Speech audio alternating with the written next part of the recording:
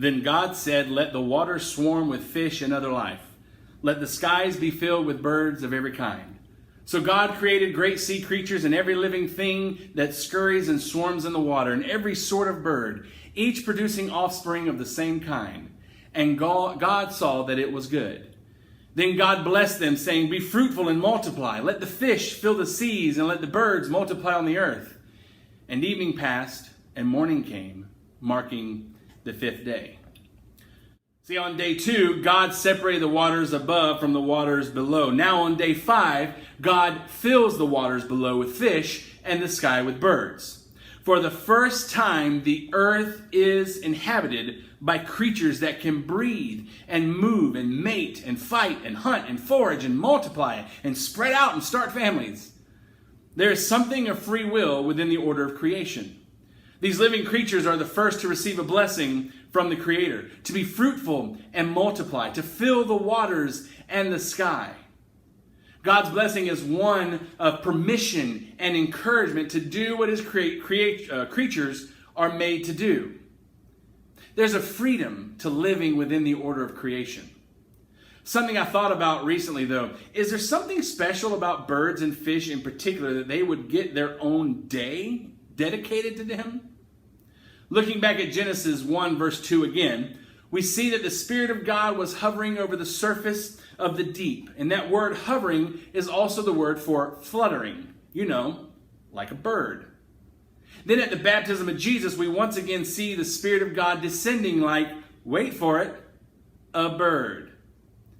And then you have an awesome passage like in Isaiah where it reads, even youths grow tired and weary, and young men stumble and fall. But those who hope in the Lord will renew their strength, and they will soar on wings like eagles. They will run and not grow weary. They will walk and not be faint. Birds factor prominently in the story of Scripture. But what about fish? Well, obviously, I think about the story of Jonah, in which God creates a great fish to swallow Jonah and save him from drowning. And after 3 days, the fish vomited Jonah up onto dry land, and then he goes on to complete his mission to the city of Nineveh. Nineveh, coincidentally, means house of fish. And Jonah's name, coincidentally, means dove. Crazy, right? I think it would be hard to think about fish in the Bible without skimming through all of the fish stories in the Gospels. It seemed like Jesus was always around fish. His first disciples were fishermen, whom he called to fish for people. One of his first miracles was an overwhelming catch of fish. He used fish and bread to feed close to 10,000 people altogether. Then there was that odd story where Jesus told Peter to go catch a fish, and inside the fish would be a coin to pay the temple tax. That was weird. But even after the resurrection, the disciples meet Jesus on the shore of Galilee as he was cooking up you guessed it, fish breakfast. There's something unique about birds and fish. Ask you a weird question. Have you ever found yourself jealous of them? I mean, think about it. Flight is one of the most often requested superpowers.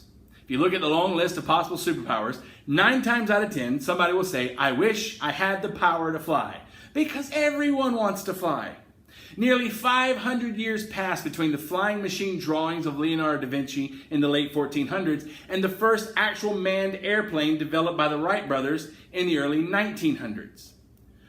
We take flight for granted now, but we've only been able to soar above the clouds for really just over 100 years of human history. We dream of flying cars and jetpacks and hoverboards. We want to be able to do what the birds can do naturally. And what about swimming? We've been sailing the oceans for thousands of years, but submarine technology has only been around for a couple hundred years. Even today, something like 80% of the oceans have yet to be explored thoroughly. I mean, will we ever have our own personal submarines? Man, I hope so. Could you imagine at home, hey honey, I'm taking the submarine out. You want me to pick you up anything on the way back home? Chances are it's not likely. But we still want to do what the fish can do naturally. God's creation has a design and a purpose. Each piece of it falls neatly into place. God brings order out of chaos, and in that order there is freedom. If we try to do what birds do, we will fall off the roof and break a bone. If we try to do what fish can do, we will drown. See, birds were created to fly. Fish were created to swim. So what were you created to do? Well, you have made humans a little lower than the angels and crowned them with glory and honor. You made them rulers over the works of your hands.